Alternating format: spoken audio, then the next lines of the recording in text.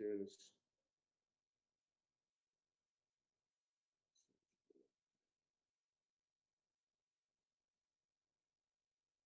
Yeah, I saw your interview with Shane Taylor. That was a good one.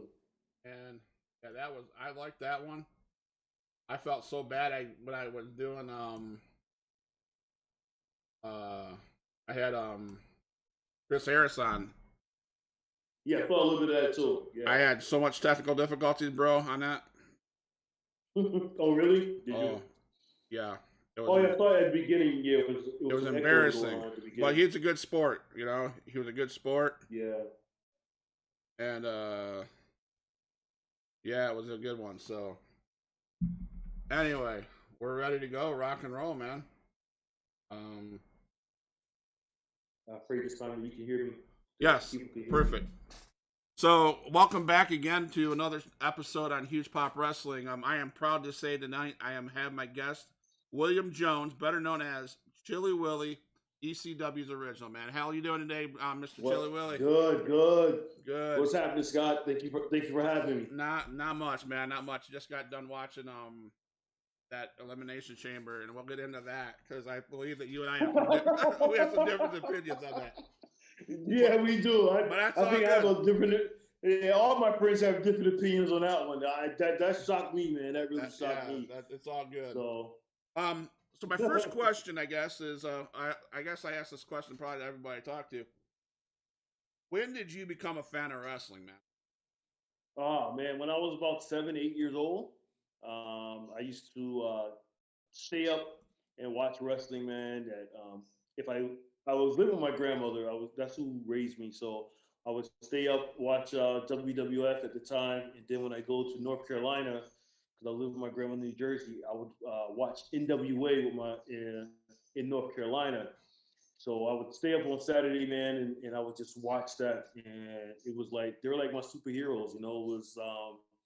It was just something that caught my eye. I was like, wow, you know, and I thought it was real, and you know, it's real. But I mean, I thought it was like, you know, these guys, you got the good guys, you got the bad guys, and so I just got hooked in. That was, woo, that was some years ago. Yeah, I remember my brother. I gotta say this. This is a true story.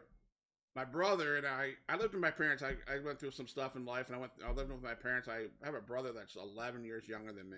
I think it's 11 years. Maybe I'll be corrected tomorrow. I'm pretty sure. But anyways, okay. and if my mom and dad are watching, they probably will not like to hear this story. But my mom and dad live in a chalet, and I stayed up in one bedroom, and my brother was across the hall. And remember when Saturday Night Main Event was on like at 11 o'clock at night? Yeah. Sid Vicious, remember that man? Yeah. Oh yeah. Yes. So, I met him one time. Yeah. He snuck in. Well, my brother snuck into my room because I was watching Saturday Night Main Event. And I didn't tell him to go back to bed. I probably should have, but I didn't. And I picked him up and I power bombed him like Sid Vicious did in that match. And we took out a ceiling light, man. I bet your mom whooped your behind. My mom and dad weren't happy. I said I don't know what happened to the glass thing, but you know, but yeah. So that's where I started my love for wrestling is watching the shows just like you.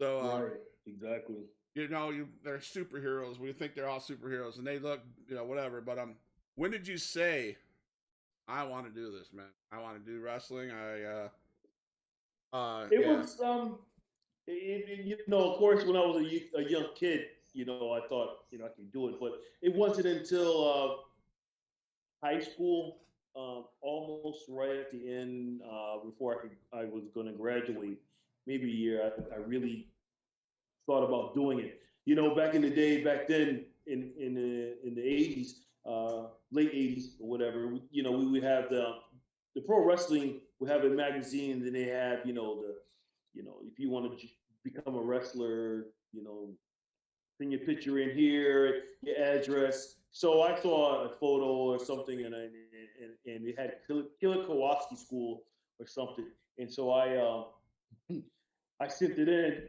and I got a response, and I was really happy, but I was 16 years old, you know, no money, no nothing, and so my coach, my football coach was like, "Do you want to go to college? I'll try to get you in junior college," because my grades was was bad. But I was pretty decent in football. I had two younger brothers, much better than I was, but my I was pretty decent. So I took the picture. I sent it back to the Killer Kowalski, the address that I saw in the magazine, and they invited me to come out, but I knew I wasn't going. And so it was at that point when I said, when I graduate, man, I have to make it. I have to figure out how I'm going to get to that school or try to get into professional wrestling. And that was when the time I really wanted to, or I thought that I was going to get into it, was right out of high school. All right. So were you in athletics all through high school? Football, basketball, baseball? Were you just football? No, just football, track, and weightlifting. That was my thing at high school. We didn't have wrestling. We had basketball. I thought basketball was soft. I didn't like play basketball, but in baseball, I thought it was boring.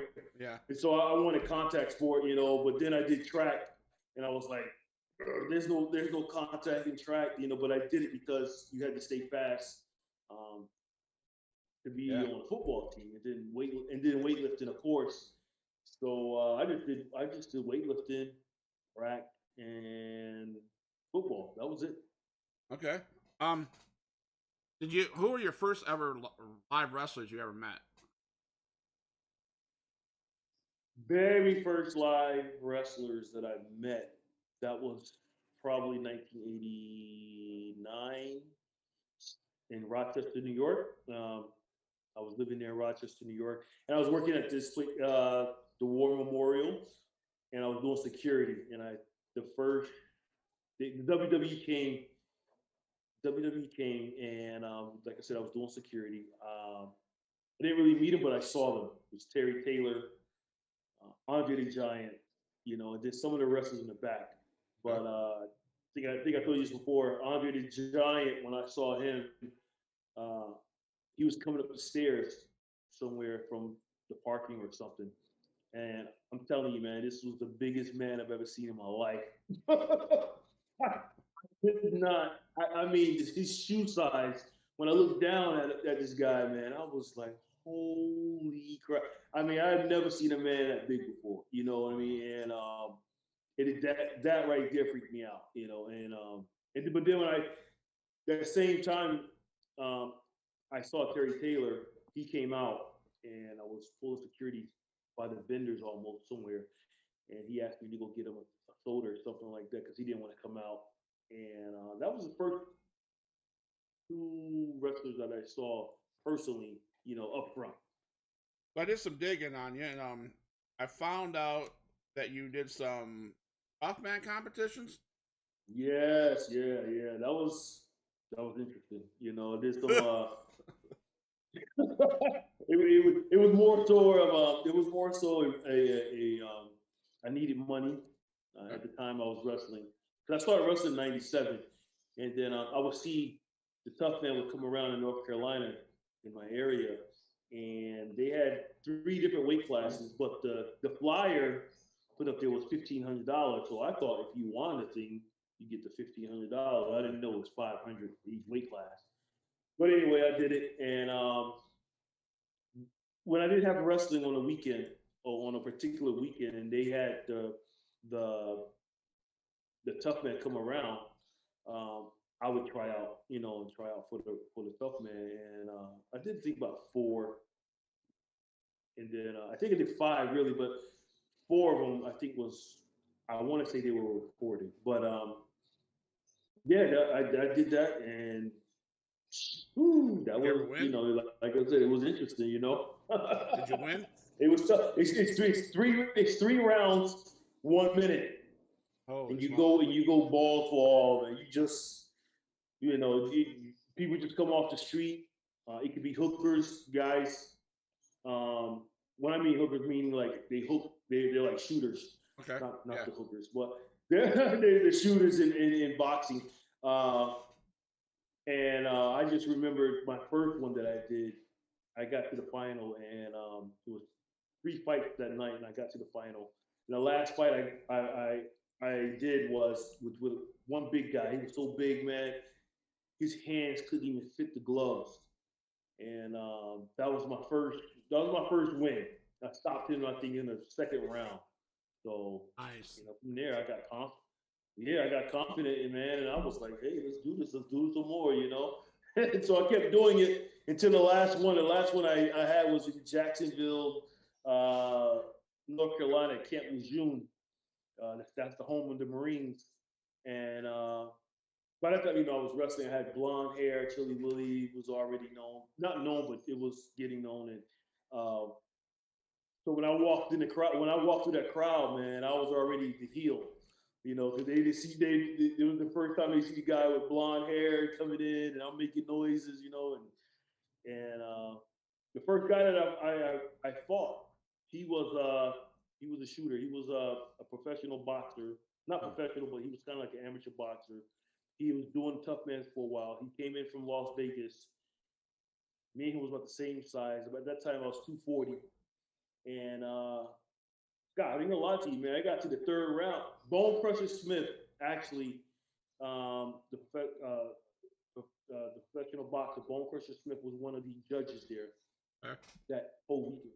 And this guy was so tough that we went 3 rounds. And I almost gave up.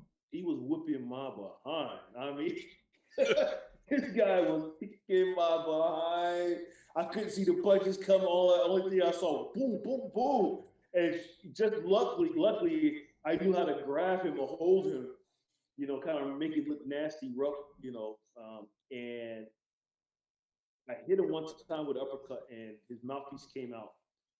And I think that's what saved me. That's what the judges gave it to me. But when I went back in the back, I had to get oxygen. I told him, I said, man, you kicked my ass. You beat me down. And but then I went on to win that, because he was definitely the toughest guy that I fought. How does that compare to wrestling? ECW. Woo! It's that one is very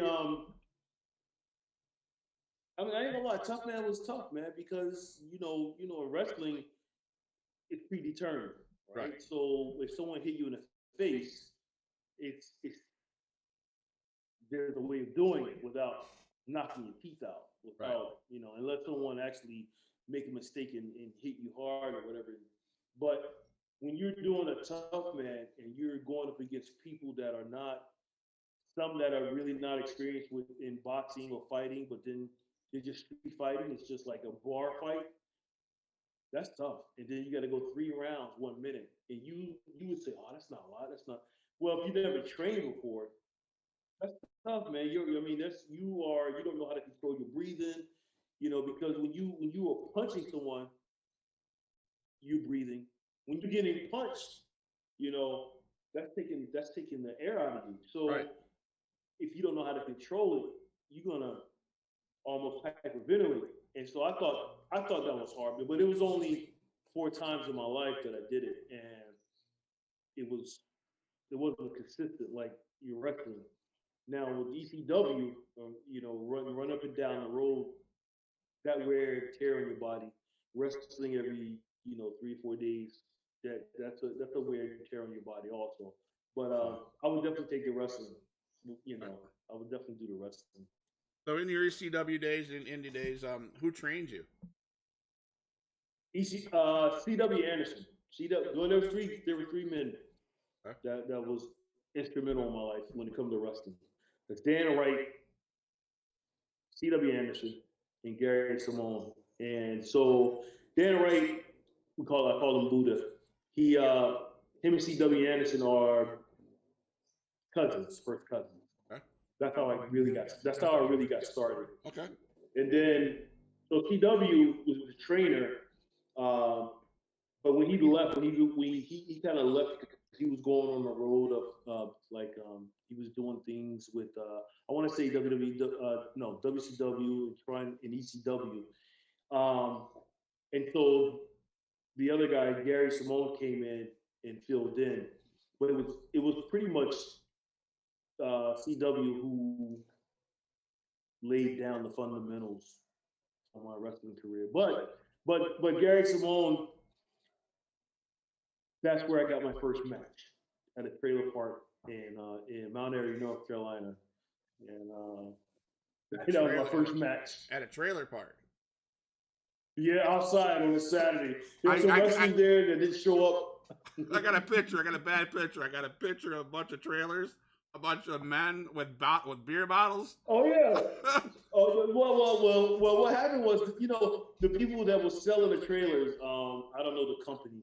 They needed, some entertainment so people could come in to see the entertainment. Then they can get. It's like a car dealership. Yeah. I did my share of wrestling at car dealership, and so I just went along because I was a trainee, and so Gary, he was there, and luckily he had an extra pair of boots and tights.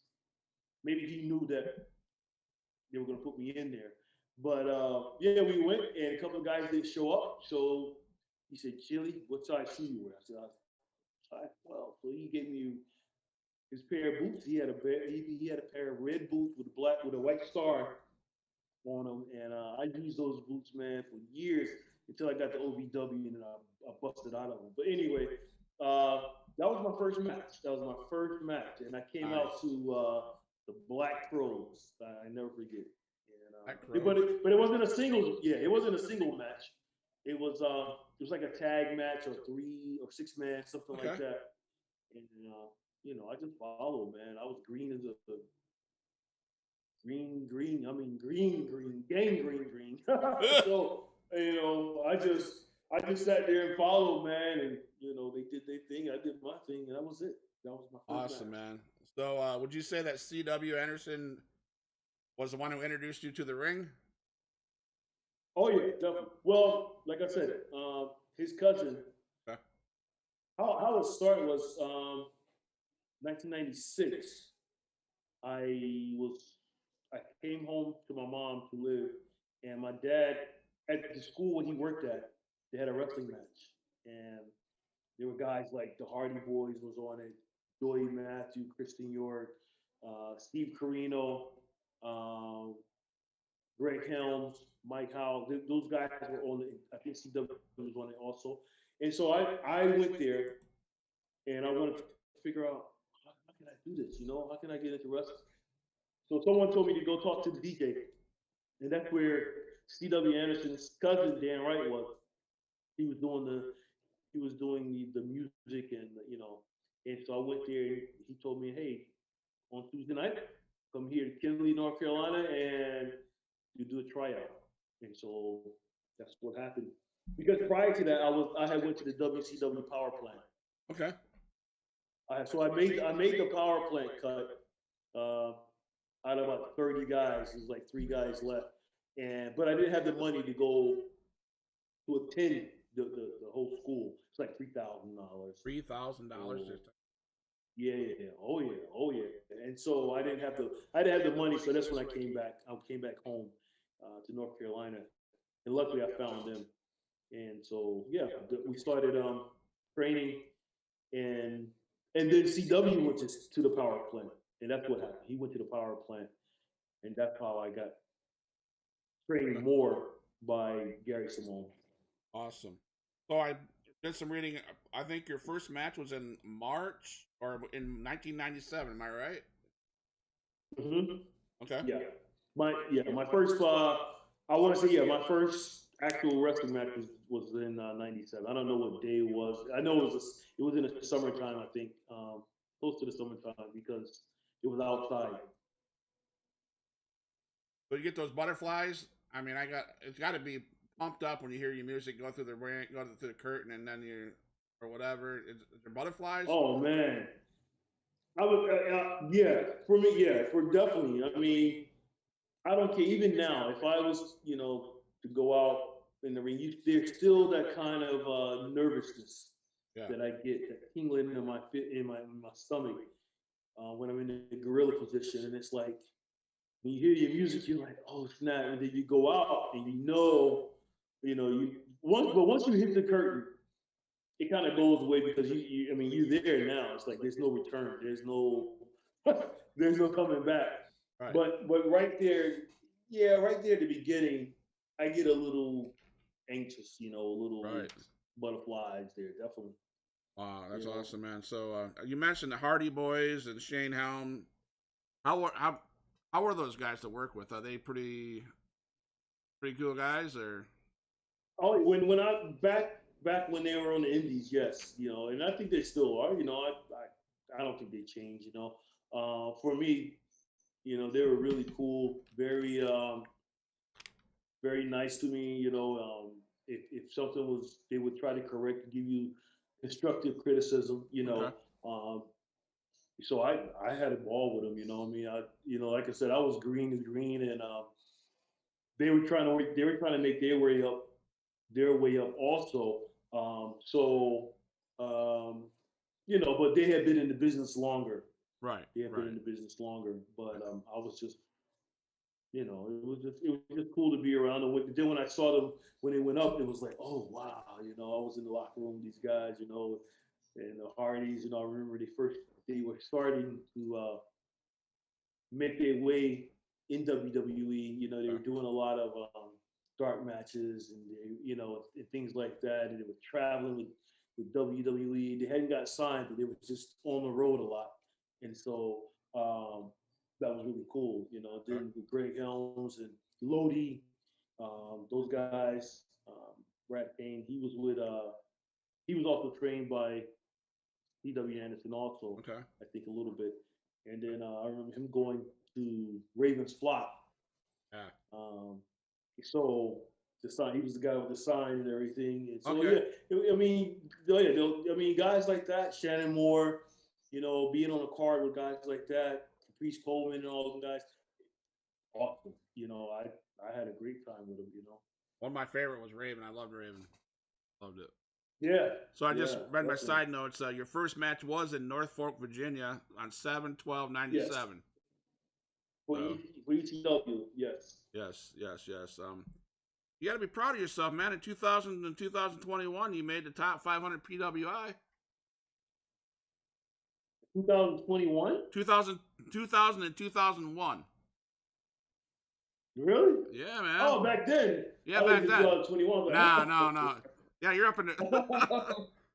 keep on doing interviews and get up there higher, man. No, yeah. So, yeah. did you ever have any offers from WWE? Yeah, I was uh, not until not until I went to the military and came out. Yeah, Then we'll get to and that. I have a Paul, question. I have questions about that. So I cut you off. What were you gonna say yeah, about yeah. But PWI? yeah, I didn't know that I had made that. Actually, I didn't really know it until, and I still didn't really know. I just know my picture was in the book, the magazine at one time when I went to the military. But I didn't know that I was even ranked. I think you were Because I ranked never like really. 200. I think you were ranked 200 and something and 320 something. Wow. Yeah. Nice. Yeah. If I would have kept going, I mean, it would probably have been higher, but that's good, at that time. Yeah. I'm proud of you, man. So Thank like you. the guys like Yeah. Bones Mahone and New Jack and Sandman, were they like? Did they help you young guys get over? And did they encourage? Were they encouraging people, or were they just jerks in the back? No, man. Am I getting? They really if you were a part of the ECW family at that time, you were family. You know what I mean? Okay. They treated you like a younger brother, and that's how they treated me. We had our own little cliques. Like I was on the ring crew, Okay. so the ring crew guys had their own little clique, and then you had guys like CW. They had their own clique, and then you had upper guys. Like New Jack, Sandman, and them guys had their cliques, and so um, and when I say upper, meaning I'm talking financially. I'm talking contract. Guys that was on contract, guys that weren't on contract. And so, but when we came together, when we worked together, man, they would help you out, man. I mean, Sandman definitely and New Jack. They would teach me or tell me this and this and this. You know, get more confidence here, get more confidence there. You know, and you watch those guys go out night after night, man. You damn, they crowds go crazy when they come out. You know, the music hit, and it's like if you never really experienced one of the shows, it's like doing the television, watching the television, the pay per views don't give it justice. Okay. You have to be there, and you have to be behind the scene in the locker room, looking out peeping out by the curtains, and when their music hits, man, it's like nothing that you. I'm talking, especially. I mean, both of them, Sandman and Ninja and Balls. I mean, balls. Sandman come in, man. He just start hitting his head with the beer can and do the beer thing, and oh man, then New Jack come in, and it's like he just throwing trash cans and everything. And so for me, being in the ring with those guys once or twice, or whatever, I was I was like a fan too. I was just in the ring like, wow, here they come, and it's just it's amazing. It's fun. I was glad to be there, man. I was I glad do. to ride a coattail. I want to. I've never been to a professional wrestling match. I want to. I was supposed to go to WrestleCon 2020 when it was in Orlando, but it got canceled. I was going to see TNA, and I kind of had it. They were going to have a coming home show or something like that, and I sadly missed it. But my goal for 2021 is hopefully I can go to a wrestling match. Even if it's indie, I don't care what it is. I want to go see one. So. Oh yeah, man, you definitely got to see one live. You will never. It's totally different than seeing it on television, of course, Right. but it's awesome to see it live. You know Awesome. what I mean? You remember your first television debut? I was doing an interview maybe a couple of months ago, uh, and these guys, man, out of Australia, they hooked me up with the video, and I was like, I don't remember that. And then until I saw it, when I saw it, then I was like, oh, okay, now I remember. I remember that, you know what I mean? But I totally forgot about my first debut on television, man. I really did. I think it was in Danbury, Connecticut. And I came out for Jack Victory and Steve Carino against HC Lope. And when I see the video, I was like, oh, sometimes things like that you're not supposed to forget, but I totally forgot about it, and wow, and but when I see it, it's awesome. It was a fun thing. I think I read somewhere that Johnny Swinger was your first feud. Remember those days? I think so too. Yeah. They brought. Here's the funny thing about it. Like I said, in '96, when I went to try out for WCW, on I think on the third day or second or third day, when people were dropping out, there was only a couple of guys doing the tryout. Well, WCW guys would come in, and at that time, Johnny Swinger was on contract with WCW, and I would see guys like him come in, other guys, and but then just fast forward to 2000, and here I am wrestling the ECW, and then here comes Johnny Swing, and I'm like, oh, nah, that's the guy that I saw back in '96, and he's a legend. For me, he was a legend because I saw him on television already. He was already working in WCW, and then for Paul and to put him with me, I was like, whoa, that's pretty cool. And I would just listen to him, because he was the best. He was he already knew, he already been on television and everything, and I was just like, even though we were doing a lot of dark matches and stuff, it was fun. It was fun to work with him, and he helped me out. He wasn't a dick or anything like that. He wasn't. I was just listening. I think that's what that's what kept me in ECW, that I could listen and follow, and I was just following him around, whatever he do. And then I put my own charisma. I would put my own charisma in it, and it turned out to be a pretty decent match, And I'm gonna have the. You say you listened, in the ring and during the training, and I'm eager. I have a interview set up with C.W. Anderson on March 14th, and I heard him say to you, I think yesterday, one of the biggest important things that he teaches his people that he trains is the the listening in the ring, psychology, the ring psychology. And when you said that, that just brought in back to what I heard last night. What CW said about the ring psychology. So, what happened? Able to tell a story. So, yeah. So hello. There? I'm here. Are you here? Okay, I'm here. Go ahead. All right. So we talked a little bit. We tried this interview once about a month ago, and for some reason I had I think it ended up being technicality on my part. So I asked one of the funniest parts of that interview, and I had to revisit it so you can tell it again. You were in a pro wrestling magazine, and you were in the military. Oh yeah. And your Sarge got a hold of the magazine, I think is what you said. So I'm gonna let you tell this. I'm gonna let you tell that story. Well, what happened was when you were in boot camp, I was in boot camp at Fort Benning, Georgia, because I was in infantry, 11 Bravo. And so every night before you go to bed, you would get mail. All right, so you shine your shoes or everything, and then they tell you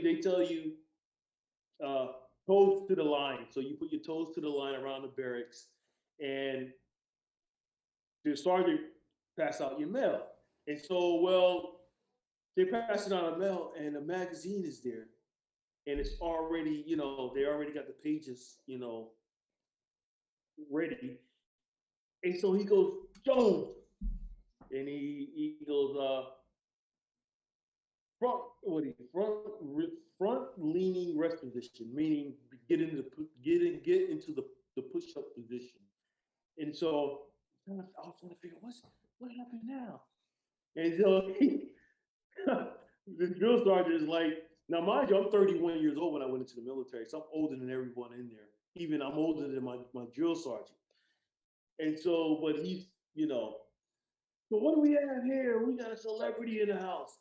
And everyone is looking at me, and so he opens up the page, he looks, and there I am, over Johnny Swinger with my hands, get ready to punch Johnny Swinger. And he goes, what in the hell is this? What are you, some type of celebrity? He goes on and on and on. So then he makes everyone get in the same position that I'm in. No. And he said, everyone do push-ups. Do push-ups. So he makes me stand back up. He makes everyone else do push-ups. And he goes, and while he's drilling me, he's smiling, but he only make him do like 20 push-ups or whatever. So then everyone sits down, and he passed around the magazine and everything. So now all my comrades, they know that I'm I'm a wrestler. They knew I was a wrestler. They just didn't know to what extent. They didn't know I was in ECW or anything like that. But when they saw that, you got guys like 17, 18 years old just coming into the military, and they're like, oh snap, there's a celebrity in the house. I was like, nah, man, I'm just a wrestler, whatever. And so that was pretty funny, and then it got around to the commanders. So when we go to Chow, we went to Chow the next day to eat. Now my drill sergeant is sitting with my commanders and my higher ups, and they're looking at the magazine. And I don't even know these guys, and I don't even know these people, and they're from a different unit. And everyone's just clowning me, man. Everyone's just clowning me. But from then on, I got some perks, and and things like that. But that was pretty wild when I did that. So you got everybody else to do push-ups, huh? Oh yeah, you got to do Did they give you a hard time after that? Did your bunk mates give you a hard time after that? Oh no, they would not. They dare not. There you go. No. I was the oldest one in there. They actually called me Papa Jones. That's how old I was, and they say, "Hey, Papa Jones, this and that." And I was in charge of the barrack, of our unit for a long time. They put me in charge. The first night I got off the bus, they just put me in charge. Because of the military. They look at your size. They look at if you're the bigger guy, they're gonna put you in charge of the rest of the guys. And so, yeah, I was Awesome. So, I watch a lot of AEW and I see Taz and stuff like that, and I'm sure you worked with him. I'm sure. No. Never worked with him. Never. No. I've only met him maybe once or twice. Yes. When I got into ECW, Taz and the what do you call them? The Dudleys were leaving. They were leaving to go to WWE. Awesome. So I only met them like once. Okay. Cool. I got a couple kids questions. How real is this stuff? You do like getting hit with a chair, kendo stick. Well, let me tell you, it is real. It is. People think that wrestling is predetermined. Okay, right. I have to put it to you that way, but it's real. We know the outcome. Like last night, when you watch the Elimination Chamber, only they knew what the outcome was going to be. But it's real. You don't go into wrestling like MMA because MMA, boxing, kickboxing, bare knuckle fighting, that's like a one night thing. If you knock someone out, like Derek Lewis did, Blades, if you knock him out, that's it. There's no getting up coming tomorrow. He has to wait 30 days or 60 days or something like that. Right. For medical to fight again. Well, pro wrestling, it's the illusion. That's what close as I can get. The illusion of that. So if I hit you with an uppercut, if I hit you with a hard move, it's the illusion of me knocking you out. But of course, you get guys kick out. So that's where the difference is. That's the difference. So if you kids are watching wrestling and you're trying to portray what wrestlers do, don't, because you don't know how it works. You don't know the extent of how you could hurt someone, or your cousin, your brother, your sister, or whoever, your friend. We used to do it when we were little, and we didn't know. We didn't know the extent of how you can hurt someone. And so if you get someone up, and I'm bigger than you, but I'm your cousin, and I give you a power bomb, and if it's not on the bed, and I'm thinking, well, I just power bomb you on the floor, you can take it. No, you might really hurt the other person. So it's real. The moves are real. We just know how to do it to the point where you don't hurt someone. And sometimes the wrestlers do get hurt. We get hurt, but that's not our intention to hurt. Okay. It's not our intention to knock someone out like the MMA or boxing or kickboxing or bare knuckle. So to the kids who are asking this question, just know, don't do it to your other friends or your siblings, because you could hurt someone. You really, really could hurt someone. You don't know what you're doing. Awesome. So tell me about doing a match in Hammerstein Hall. That had to have been crazy stupid. At the Hammerstein? Yeah, that had to have been loud. And yeah. It was and that's one of those times. That's one of those times I was telling you. I came out they were doing a tag team tournament or something, and they put me with Sandman, and I'm in the background freaking out. I'm like, oh my God, I'm with Sandman. What am I gonna do? Because Sandman is so over. I'm just really getting to be known, and so we go out, and I'm going out straight to the ring. Well, Sandman comes out. I want to say he comes out in the crowd. Well, when I come out, you know, you hear people, who the F are you? Who the F are you? And I'm already Chilly Willy. I've already been at ECW.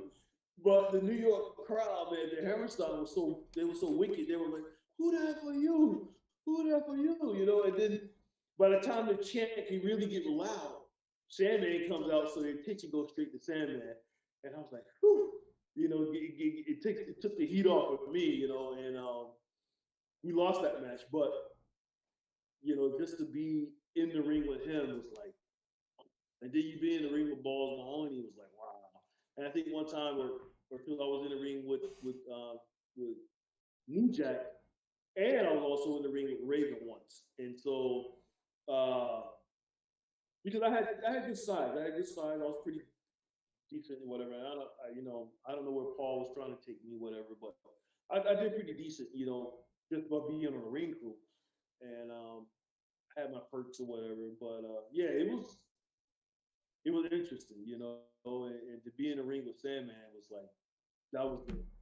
Wow. So you mentioned ring crew. Did I hear you last night correctly? You got $75 to put it up and take it down. That's it. Yes. Yeah. To be on the ring crew, you get $75 to be on the ring crew. And then Tommy said, well, I give you also $75 to wrestle. That, you know, whatever night we wrestle, whatever night you come with us. And so, yeah, that's what I was getting. I was only getting $140. You know, and then when we interviewed CW yesterday on our A&C podcast on Ravel, I didn't know. I swear to God, I did not know he was only getting 75. I think at the time, and then it bumped him up to 200 or what. I thought he was, because he was fighting guys like Tommy Dreamer, the I Quit match and stuff like that. He was in epic matches, you know, and pay-per-view. Right. I thought he was getting more. I never asked him. I never asked him because, like I said, I was on the ring crew. So even though he taught me and we were still in the same company, they had their crew and I had my crew, you know, because we would be at the arena putting up the ring, and then those guys would fly in or come in or drive in. And by that time we were warming up, whatever. So I didn't really talk to him that much when we were ECW. Right. But we did hang out a little bit. But I didn't know he was until yesterday when we did the interview Saturday. I was like, what? I was really shocked that he was only getting, you know, that amount of money too. So it is what it is. But it was, for us, I know I can speak for him, man. It was just the thought of just being there and being, you know, hanging out. The experience must have been awesome. Yeah, there you go. I'll tell you what, you know, I compare it to, I mean, obviously, we are in the foster care business, you know, foster care area. That's what my wife and I do. And, we say that all the time, you know, we do it for the kids, not the money. It's the experience. It's the love and joy of the kids. So that's why we do it. So. Right. So I got to believe that's probably what you're saying. Hey, I got a chance to be in the ring with these guys. I got my foot in the door.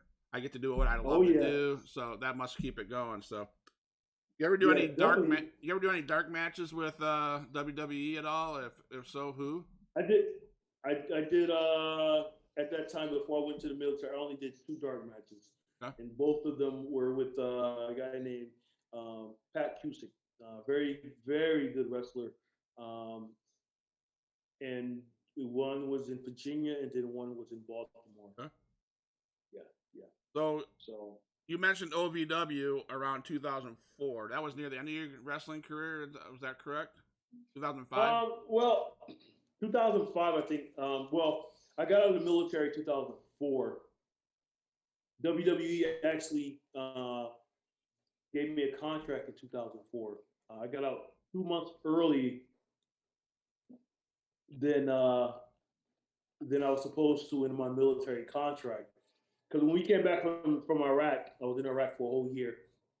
When we came back from Iraq, as soon as we got back, I had 2 messages. I had 2 messages from the wrestling company, which was TNA in WWE. But before that, when I got injured in Iraq, I was getting emails from a lot of wrestlers, Rob Van Dam, whatever, a lot of wrestlers. And Paul Heyman also emailed me and told me whenever I come home from Iraq, he had something for me.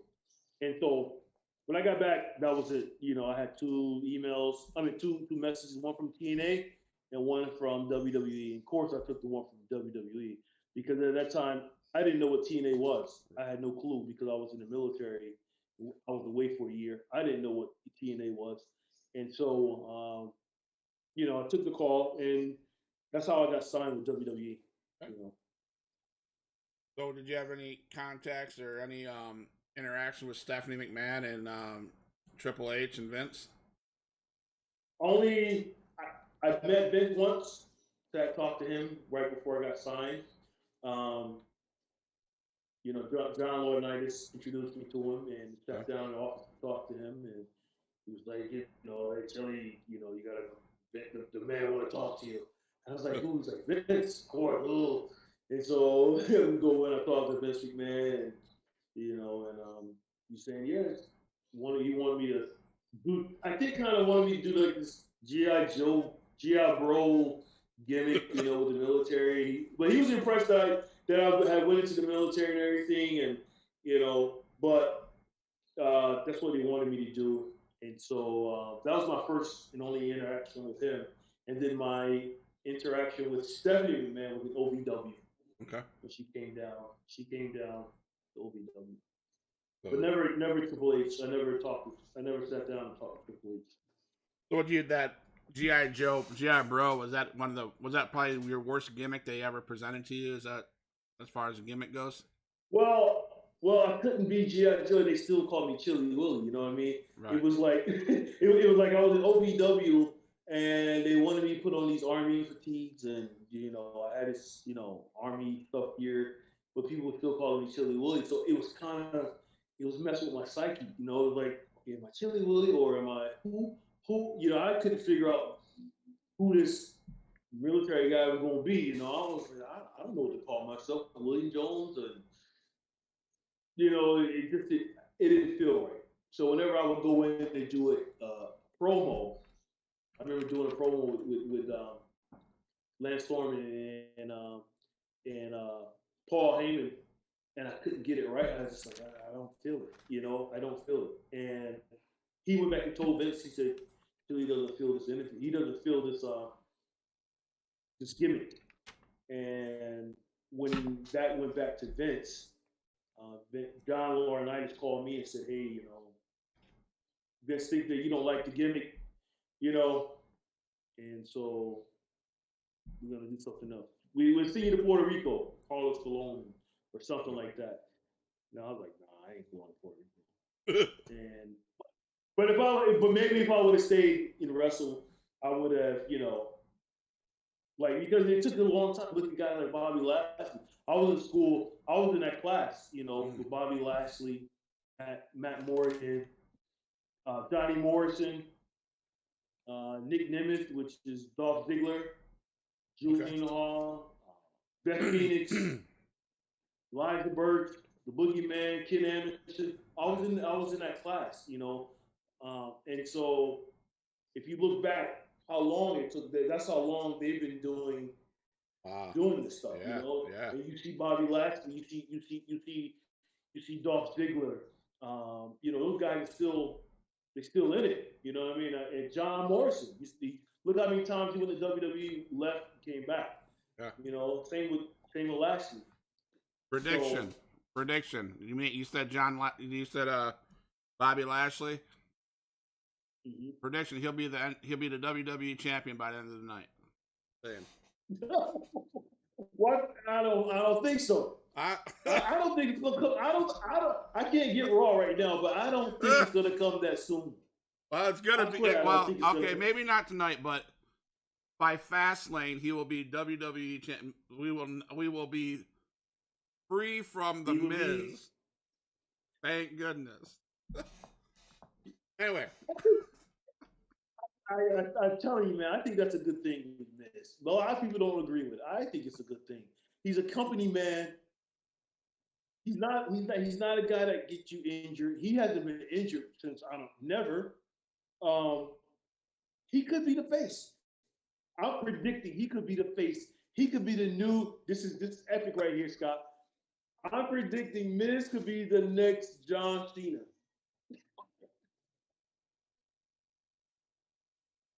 I'm predicting this. Next John Cena. This guy. Yeah. No. I don't see Drew. I don't see Drew going back to that. I don't see maybe. I think Drew had his run. I think so. I think so. I'm just not a Miz fan. So. And lastly, I would love to see Lashley win it. I would love to see Lashley win it, but right. It could be. Lashley could be. Yeah. You know. But I don't see Lashley holding it long. No. I don't think so.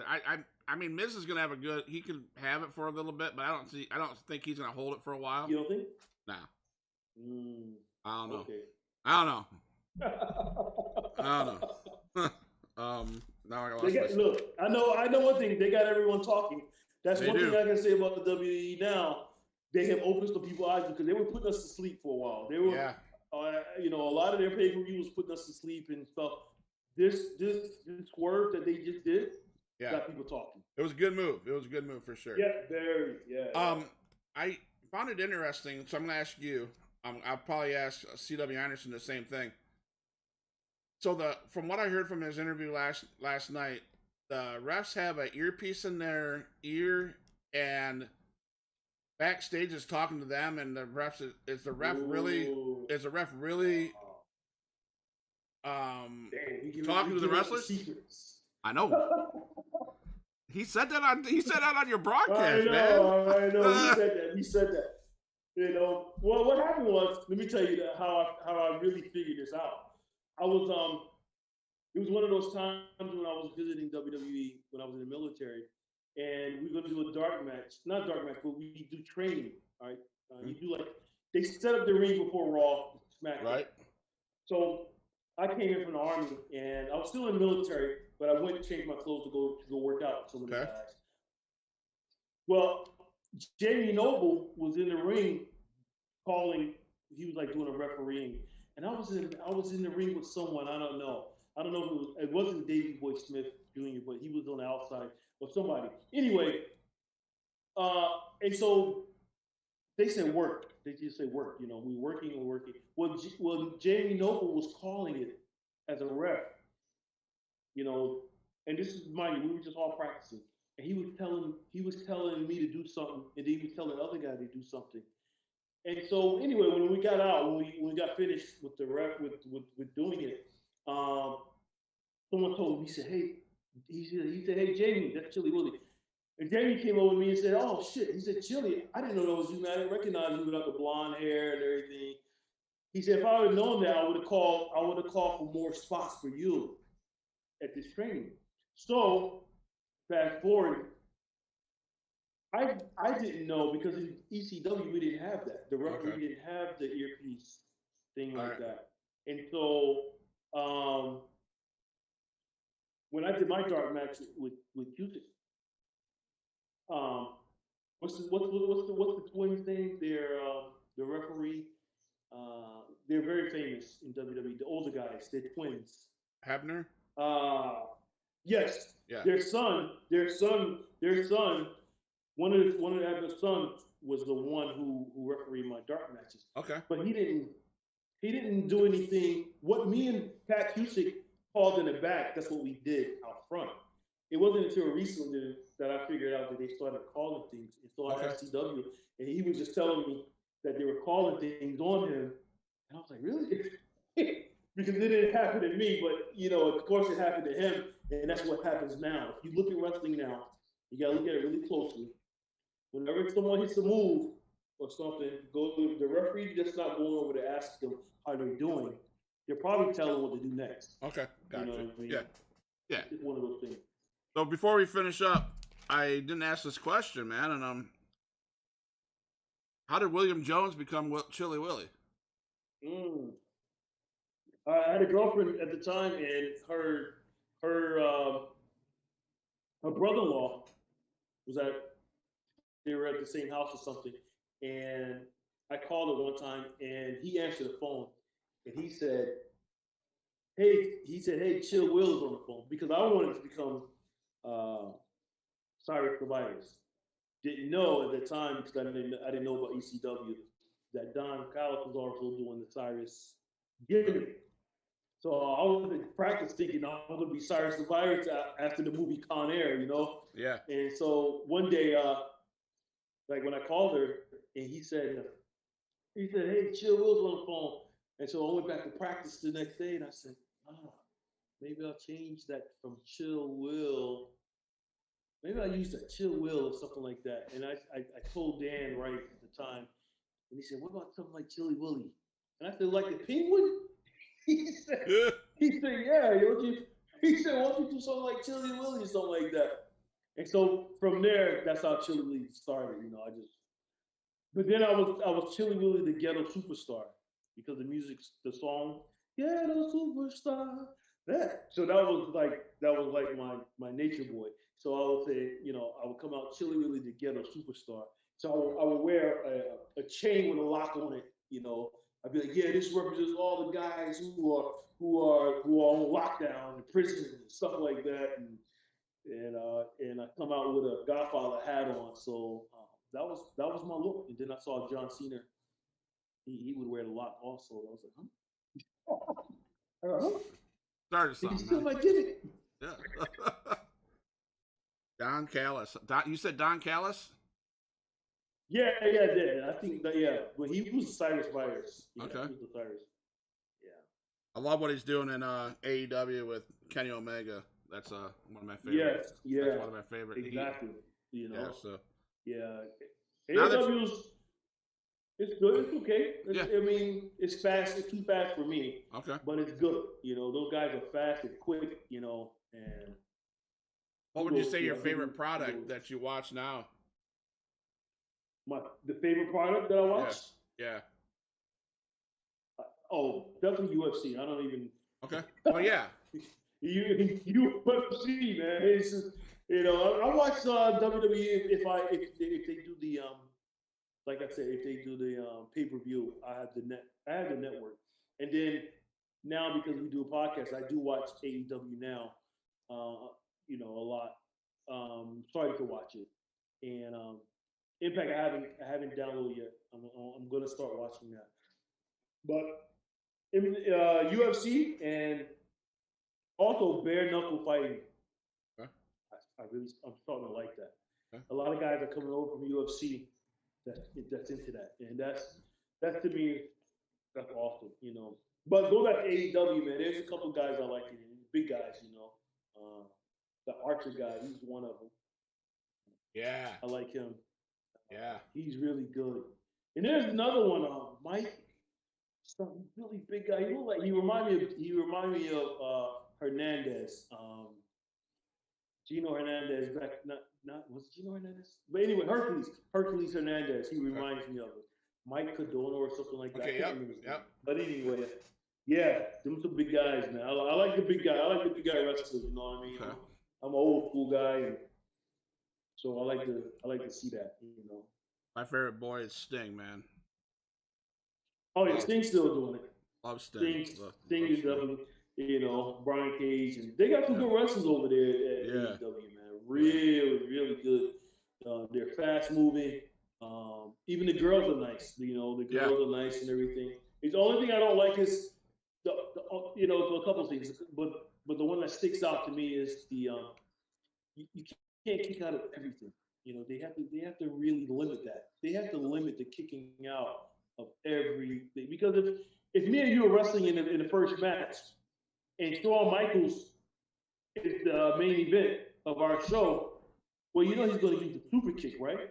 So if me and you were in the first match, and you hit me with a super kick, but I kick out of it, that just killed the whole show. How is Shawn Michaels going to have a match with someone he used a super kick and they don't kick out of it?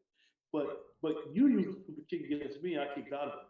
You know, that it just don't make sense. So some of those moves, I know times are changing. I know we got to go with the times, but too many of those moves and you kick out of it, it doesn't.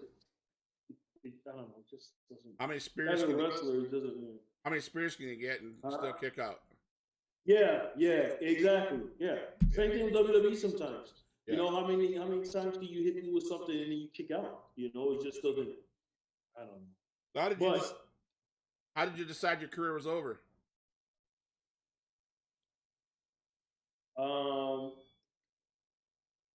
When I don't know, when I just decided one day, I just said I don't want to do it no more. but I still do it. You know what I mean? It's like, but on my own, I don't want to make it like I gotta do it every week. I want to do it on my call, on my own terms. And so I'm 51 too, so it's like I don't want to be in there doing it now. Like, I mean, it hurts. That shit hurts, man. It just it hurts, So I see that you go get up at 5 a.m. and go for a walk, man. You get your wife up and go for a walk too, or do you do it by yourself, or what's going on there? Yeah, we go and not wife, but girlfriend. We get up in the morning and we try to go at least 4 days out of the week. Okay. Because I have diabetes, so I want to make sure that nothing creeps up on me other than that, and that's just me. I have diabetes because of poor eating habits, poor choices when it comes to whatever. And so I still try to work out some, stay in shape a little bit. Running, my knees are not shot, but it hurts. It really hurts if I run. So I think the best thing to do is just to walk, but walk at a brisk, fast pace. Not speed walk. Right. But time. So we do about an hour and a half. Well, you're an encouragement, man. I'm a big guy. Just walk. That's all I'm telling you. Seriously. I have blood sugar problems. I got blood sugar problems, and my biggest issue is food too, man. So I appreciate people like you. And I'm going to say this. I'll say this again at the end, but I am so honored to be. I call you a friend, man. I'm so honored to get connected with you. And man, I appreciate it, Scott. So I appreciate that.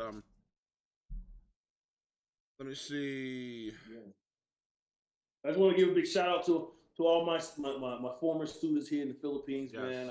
I try to interview. I'm starting to try to interview them, and the people that I work with here in the Philippines on my podcast, the Criminal Podcast. And so I just want to give. Can you say that again? What podcast is it, so people can look it up? That's Crima, CRIMMA. That's under my Chilly Willy YouTube channel. I'm trying to get some subscribers and viewers. So, but yeah, I'm just trying to showcase them as well. Trying to get this scene going here in the Philippines. Only 3 promotions here: WUW Philippines, MWF, and the PWR. And so they're trying their hardest, man, to make wrestling a thing here, and they're doing pretty good. And so I just want to give them a big shout out to all the companies here and all the wrestlers here. So, what do you think? What's the chances of me getting one of those wrestlers on this podcast?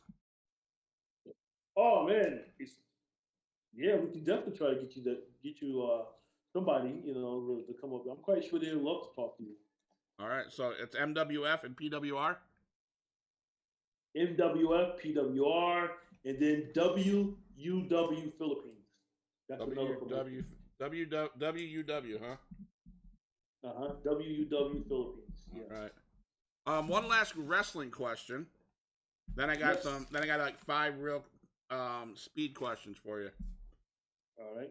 I know I've heard this story before. You told me once when it didn't tape well. ECW flaming tables. That's all I'm gonna say. And it's your turn. Yeah, that was interesting night. Also, was in Chicago. Gonna do. I never knew anything about Flaming Table match. I had never seen ECW before, so anyway, they told me about it, and I knew I was going to be in it with me and Balls and against the Baldies. Well, all three of those guys are wearing T-shirts. I don't wear a T-shirt. I just come out, with trunks on, tights, knee pads, and baby oil. So I'm thinking because I'm the youngest, greenhorn there, that I'm going through the flaming tables because I was not educated on it. And I said, dang, I'm going through through the flaming tables. And I was like, where's the fire guy with the extinguisher? How far would he be? And they're like, no. And I think Angel said, no, jackass, you're not going through the tables. He said, one of us is going through the tables because we were wearing a T-shirt. He said, you're not going through the table. And so I look, and I'm looking at Balls. He's wearing the T-shirt. I'm looking at DeVito. I'm looking at Angel. I was like, yeah, I'm thinking to myself, like, yeah, they're going through. One of them were going through the tables because they were wearing a T-shirt. I'm not wearing a T-shirt. I'm not going. So then I started getting all happy and excited. I'm like, okay, yeah, I'm good. Let's just do this. I'm not going through no table. And that was an experience. I tried. Once we're doing it and we're fighting and we get ready to light the table. If you look at the pay-per-view, the video, I'm trying to light my lighter, and I got so much oil on my hand, so much sweat, it wouldn't even light. so Balls is looking at me like, never even light it, but then he takes out his lighter, he lights the table. And I'm just messing up everything. But it went over well. That was interesting. All right, let's wrap this up with some speed questions. We're my kids, and we talk about. So, who's your favorite wrestler? Ric Flair. Ric Flair. Who's your favorite wrestler in ECW? Probably Rhino. I know. Favorite match ever? Maybe not just you, but what's your favorite match you've ever watched? Oh, favorites that I ever watched. I want to say it was Bob Backlund, Jimmy Snuka cage match. Ooh, yeah, I like that match. That was good. Yeah. I want to say one. Yeah. Favorite opponent? Fan of Bob Backlund. Favorite opponent? Probably Rhino. Rhino. You ever take a gore? I had some. Yes. 2 or 3 times. Yeah. Oh yeah. Sorry. Yeah, there's a way you gotta tighten up your stomach and crunch yourself because you know it's coming. that 2 seconds it takes him to get across the ring to you, you're like, oh shit. Yeah. You're like, oh no. It's like, oh, you know it's coming. Yeah. Oh yeah, you know it's coming. Just like Edge Spear and Reigns last night, right?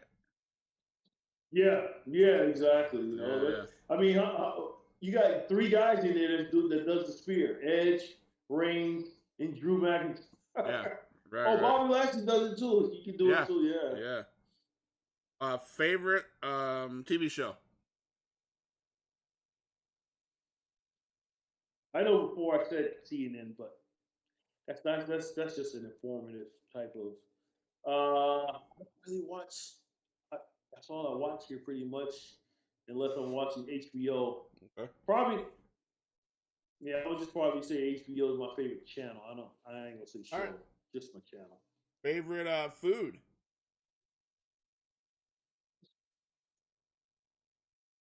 Saying that steak is so cliche, I want to give it another shot. I want to probably say a good pepperoni pizza.